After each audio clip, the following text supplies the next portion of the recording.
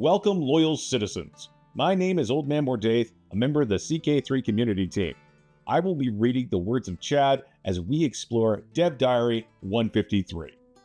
Howdy! Chad is a game designer here on the Crusader Kings 3 team.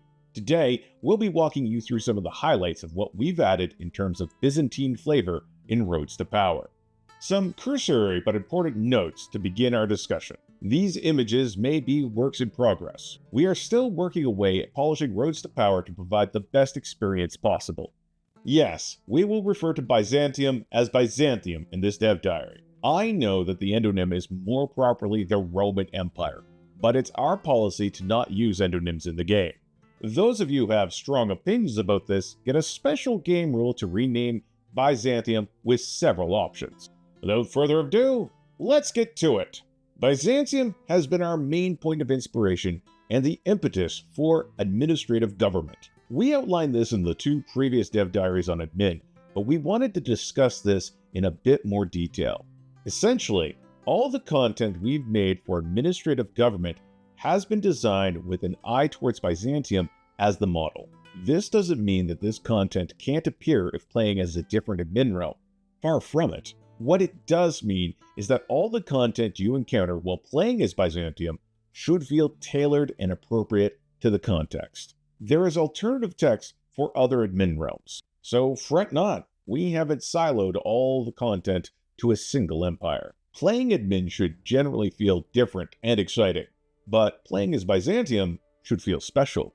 We've revamped Greek cultural traditions and added special integrations with admin government and the other unique aspects of the DLC.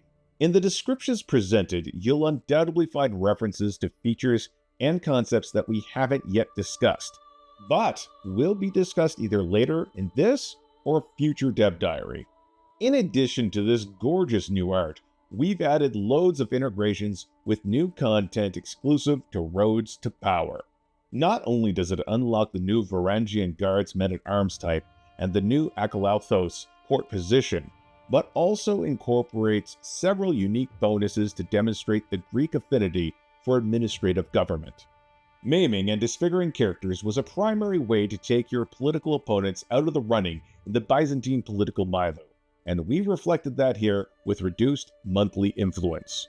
We've added unique bonuses to Greek characters for scheming. Not only do they get special bonuses to a new type of scheme countermeasure, but they can also execute political schemes faster. Political schemes are a new category of schemes that we've added as a central aspect to the administrative government experience. We'll go into more detail about this, but suffice it to say that you can't play in Byzantium without engaging with these new schemes. And of course, your chief eunuch will be a major player. We've added a new trait called Beardless Eunuch to differentiate characters castrated as children from characters who were castrated as adults. As you can see, these characters also affect influence. They are generally disliked by other vassals in the realm because they make for excellent scheme agents in political schemes. Imperial Tagmata unlocks the Byzantine men-at-arms discussed in the next section, but also provides some unique bonuses that are useful for administrative realms. This cultural tradition allows governors with the frontier administration type to borrow title men-at-arms from non-frontier neighbors in the realm. They also get an additional title men-at-arms regiment slot and a bonus to their heavy cavalry regiment maximum size. Cultivated Sophistication provides a variety of culture-related effects in addition to granting development from building estate buildings. Moreover, it allows house heads to adopt characters into their house. The Varangian Guards men-at-arms type is now available to the Emperor of Byzantium as a title men-at-arms. This means they can only be recruited for the Byzantine Empire title. Furthermore, you can't recruit them right off the bat if you start in 867. You must take the found Varangian Guard decision first. To head up these new men-at-arms is a brand new core position, the Akalauthos. Historically, this was an office in the Imperial Palace tasked with overseeing the Varangians. An Akalauthos with good aptitude will increase heavy infantry toughness of your men-at-arms overall and make characters with the Varangian trait both more common and better at being bodyguards. Aside from the Varangian Guard, we have added 3 new men-at-arms types for Greeks which are unlocked by the Imperial Tagmata cultural tradition. Additionally, we've added Arudi for the Armenians and Conroy for the Normans.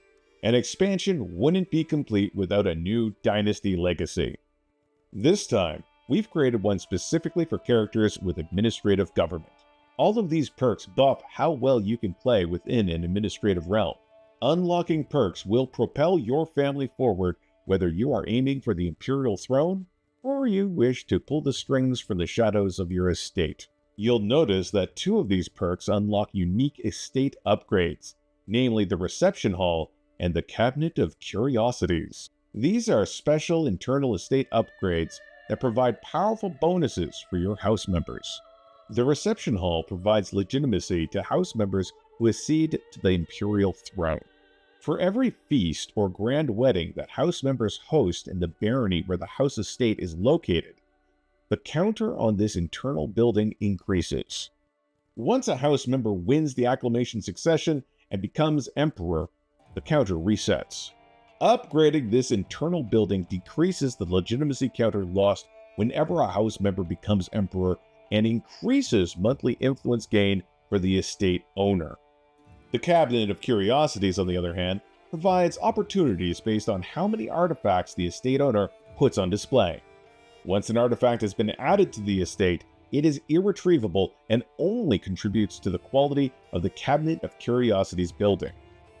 The accompanying image shows the second level of the Cabinet of Curiosities, which is available after you have contributed enough artifacts so the quality level is 15 or higher. You can see the breakdown of scores below. Essentially, the higher quality the artifact is, the greater it boosts the quality of the Cabinet of Curiosities. Upgrading this internal estate building makes it cheaper and easier to attain higher quality artifacts and allows you to request artifacts from other house members.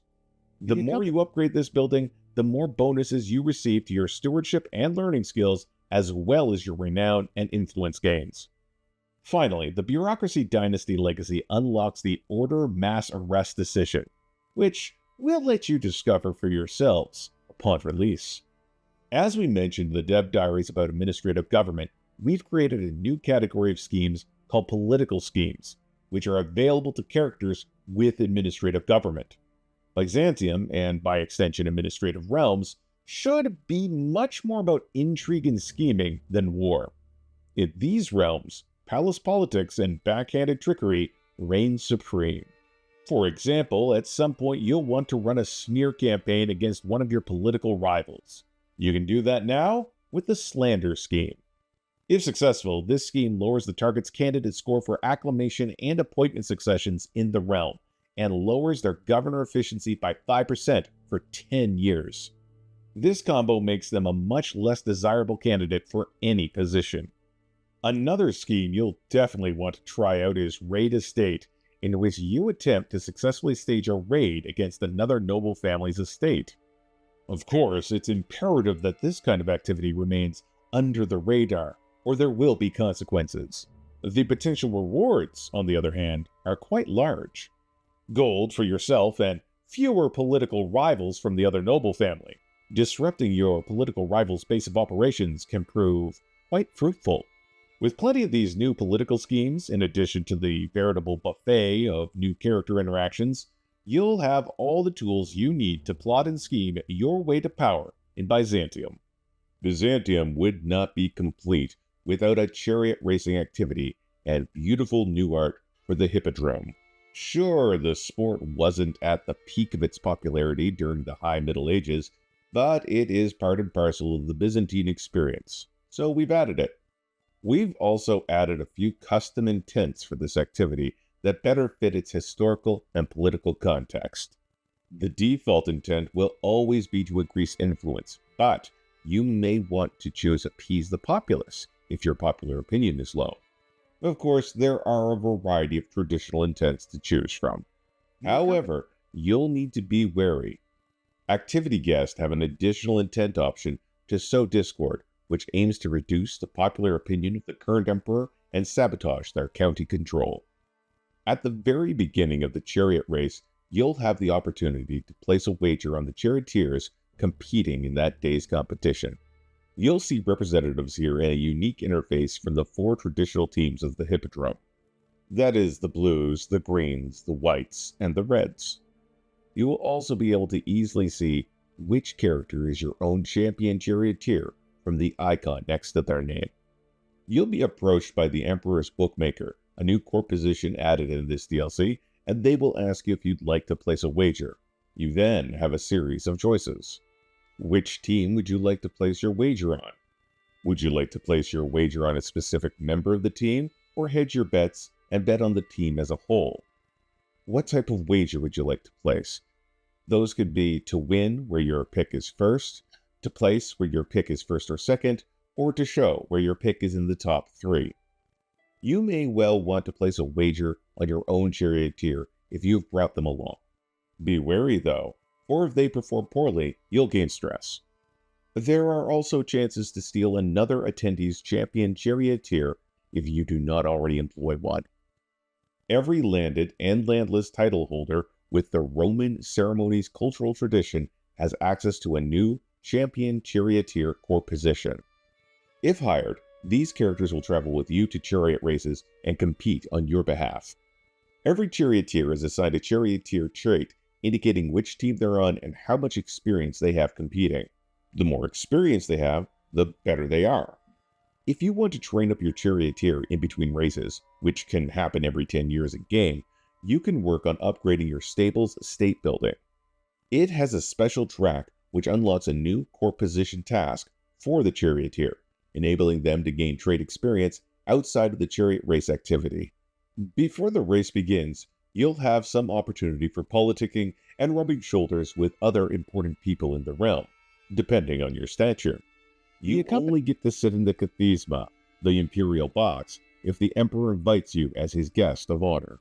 Then begins the actual race. You know, what everyone's come to see. This always begins with the Emperor's address, which provides special options based on the activity intent and current situation. You can track the charioteers in their place by means of the new UI element on the side of the activity window. And, of course, we've added chariot animations, complete with horses, which are also available in the barber shop. But now, the words of Chad give way to an interlude from our beloved colleague Wokeg. This section will enlighten us on what happens when you have 2 emperors at the helm. So, let's talk co-emperors. Co-emperors? The emperor does not share power. Well, you'd be surprised. Yes, the Roman Empire was very much an autocracy from Augustus onwards, and by the medieval period that autocracy had decided fairly thoroughly that power rested entirely in and flowed exclusively from the emperor. But the key word there is emperor, not the. If it's the position of emperor that's in charge, you simply appoint a second emperor, a slightly more junior emperor to the other emperor, but they're both in charge. One is just a little more in charge than the other. This addresses who the next emperor will be, mollifies powerful pretenders, or just gives your child some practical experience of rule. It's also an absolute recipe for petty personal conflicts, drama, civil wars, and comes with the delightful incentive to murder the other emperor in pursuit of undisputed power. If you've ever wondered why the Byzantines have such a reputation for civil wars and intrigue, well, we'd peg this practice as a major contributor. So the challenge here was to model something that caused Byzantium a lot of problems, but also make it fun. We settled on a type of diarchy focused around settling the question of your succession, grooming your heir, and farming influence. In exchange, you get a diarch that can be helpful, but who may, over time, grow too big for their boots and decide to take drastic action. We're introducing 3 new diarchies to represent this: Duumvirates, nominal Duumvirates, and co-monarchies. Of these, Duumvirates are a fully sized diarchy, while the other 2 are much smaller, goal-focused diarchies for niche situations. These diarchies are grouped together as co-rulership. Co-rulers do not have diarchy inheritance. When a co-ruling diarch dies, the diarchy ends, and cannot be ended forcibly except by the death of one of the involved parties, or a maiming for some, but we'll get into that later. Making someone your co-ruler always makes them your designated heir, provided they are of your dynasty. Co-rulers take their loyalty first and foremost from how likely they are to inherit soon. They're happier the greater the age gap. Conversely, if you have a co-ruler for decades, they'll start to get more and more annoyed with you not dying. We track both the years count for this and how healthy you are versus your age. Sometimes you're just looking to help secure the succession. Though appointing one of your infant children co-emperor isn't a silver sling bullet ensuring they will win the purple, it does help quite a lot. Such a child can't really wield any true power, but they can start growing accustomed to the ceremonies of rule. Nominal co-emperors have access to no borrowed powers. Instead, as the scales of power swing towards them, they become more cost-effective to promote for administrative offices and earn progress towards base skill points granted when they come of age. Basically, the more power they have when they hit 16, the more skill bonuses they get from their apprenticeship as emperor. The older a nominal co-emperor gets, the more the natural resting point of the scales of power will swing towards them. To hurry the process, you may voluntarily cede authority to them. When your little partner reaches adulthood, the diarchy is immediately converted over to a true Duumvirate. As long as you have them, both nominal co-emperors and full co-emperors boost your influence gain per month and give some directly to themselves. If you elevate and support one from a young age, they'll not only be a fountain of influence for you, but hopefully have a ready supply of influence themselves when they inherit. All you have to do is keep them sweet until then. Co-emperors can be picked up in a few ways. They might be nominal co-emperors that reached adulthood, you might nominate an adult family member, or you might diffuse a faction by elevating its leader. This act forcibly putting truces on everyone in that faction.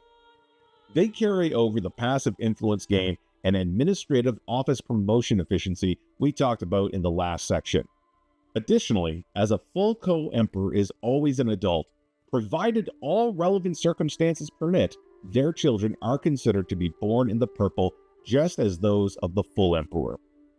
Co-emperors have access to the standard suite of borrowed powers that we give most diarchs, though things like diarch revoke title and diarch retract vassal cannot be used against the empire's administrative vassals. Like all diarchs, they're also somewhat better at scheming within the realm. Finally, they interact with their liege's realm law slightly differently. Co-emperors can ask to have it increased, taking the blame as diarchs usually do, but may also ask to have the imperial bureaucracy reduced. This reduces any strife that the co-emperor has accrued substantially and makes co-emperors the only character other than the realm's liege who can directly affect its primary law. When two people hold ultimate power in an institution, petty personal spats can not only get out of hand quickly, they're actively incentivized. You can always blame the other guy. One of the first borrowed powers a co-emperor unlocks is the ability to scapegoat counterpart.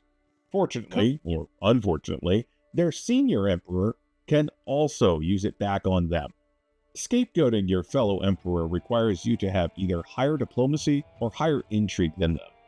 You receive influence and gain a little tyranny or strife to cause your target to gain even more tyranny or strife and lose opinion with them. Influence, tyranny, and strife gain, as well as opinion loss, all scale with your relative skill and whether you are being subtle or obvious. A powerful co-emperor demands their own slice of the realm to rule. First, they must actually have a government of their own, but what self-respecting co-emperor could be happy with a mere duchy tier title? With this interaction, they may demand that they be given a kingdom title within the empire as their own private fief. This immediately creates a kingdom if it didn't exist and grants it, and all of its de jure vassals, to the co-emperor. Refusing this interaction costs the senior emperor double the influence that the co-emperor paid to send it. There are other ways to acquire a despotate, but they generally involve more underhanded means and don't necessarily come with an immediate grant of many vassals, or potentially many vassals. With two emperors, you can afford to risk one doing something a little grandiose. This borrowed power gives the co-emperor a single use of a very powerful CB, an imperial expedition, to be launched against realms that either border the empire or have territory de jure belonging to it. They can target all duchies that match either of those criteria and belong to the target. Every governor bordering the defender is forcibly called into war as an ally. Non-bordering governors with martial province administrations are given the choice to join. Upon victory, the co-emperor is given 4 choices. The first being turn the conquered lands over to their senior emperor for disbursement, reaping opinion and influence proportional to the amount of land captured. Or a second option, keep the territories for themselves, losing proportional opinion with their senior emperor. A third option is handing over most of the territories while keeping the best duchy for themselves, this giving slightly reduced influence and opinion. Finally, appointing local interim governors. This one gives no influence or opinion with the senior emperor, but does give plenty of opinion with the newly elevated governors, as well as hooks on them, making it perfect for producing a batch of loyal future supporters. God's vice-regent on Earth understands that killing, even when justified, is a sin. It does a ruler good to show a little mercy when dispensing justice, and what is more mercifully just than sparing a usurper's life while denying them the chance to look upon God's right hand ever again? Co-emperors, senior emperors, and even appropriately cultured co-monarchs have access to a new main co-ruler interaction. This allows you to choose whether you wish to cut away their testicles, eyes, nose, a leg, or an arm. If a co-ruler maims their senior ruler, then they immediately usurp their top-tier titles plus the entire capital duchy. If the senior ruler maims the co-ruler, then their diarchy ends and their former co-ruler is demoted back to whatever rank is granted by any titles they hold. The same logic is applied on execution. Lastly, we've added in a reduced form of co-emperorship for feudal rulers, in the form of co-monarchies. These have no new borrowed powers, are unique to feudal kingdoms and empires, and are primarily intended as an early game mechanism. Since a co-ruler is your designated heir, raising one of your children as king or emperor in your lifetime allows you access to the designate heir mechanics much earlier than usual. And with the advent of Choose a New Destiny and loosened restrictions on who you might play after death, this is much less of a balance concern than previous patches. Your new co-ruler can only be deposed by execution, or maiming if you have the appropriate cultural tradition, has the same dubious loyalty mechanics as a co-emperor, etc. So consider this a roleplay friendly alternative for putting your preferred heir on the throne to disinheriting your 3 eldest children to get the 4th you actually wanted. Instead of influence gain, co-monarchs give vassal opinion, scaling with their diplomacy to the liege, and gain considerable monthly prestige that scales slightly up for empires. Okay, so that's all from Mokeg. Let's get back to Chad. We've added a bunch of new decisions with associated content to making playing in Byzantium feel more unique. We'll highlight a few of those here. First off, we have Hold Triumph. The Byzantine Emperor can now use the Hold a Triumph decision after a major accomplishment, like, say, winning a war. This is a chance to capitalize on your success and reap the rewards. You may gain legitimacy, influence, and prestige depending on your actions. The following events are reactive to what you've done most recently as the Emperor. For example, should you win a war against the Seljuks in 1066 and hold a triumph, you'll have unique options for how to focus your speech. The next decision is prepare Greek fire dramans. Ahem.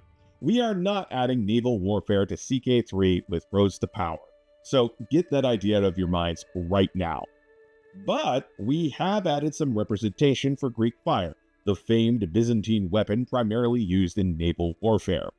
Taking this decision as the Byzantine Emperor unlocks a new scheme that, upon completion, gives you the ability to harm or even destroy embarked armies near Byzantium. A third decision is establish silk production. Taking this decision unlocks the unique Mulberry Copse Estate building, which gives powerful bonuses. Upgrading the building to level 4 unlocks the Commissioned Silk Regalia decision, a means of acquiring a unique artifact, one of the many perks of being Emperor. A while back, there was a forum post that caught our attention suggesting terrain changes for Anatolia. With some changes, we decided to implement these suggestions. So here's an updated terrain map of Anatolia. Most notably, we added a bunch of steppe terrain, changed the impassable terrain layout around Cilicia, and adjusted some of the county boundaries in the area as well, including the baronies of Saloy and Tarsus. One of our favorite things that we've added to Rose to Power is what we're calling the gloss functionality. We have always wavered about adding historically niche words or phrases to the game, especially if they wouldn't be translated. So this expansion just wouldn't have felt right without adding some Byzantine Greek words and phrases. So to make this all work, we've implemented a new type of tooltip, which you can see here. We've added quite a few of these around the new content we've created and hope to include this more in future expansions. Alright folks, that's all from us for today. As we've said, these are but a few examples of what we've made as not to spoil any surprises awaiting you in Roads to Power. So thanks for sticking around, and by all means, like this video and subscribe for more Crusader Kings content.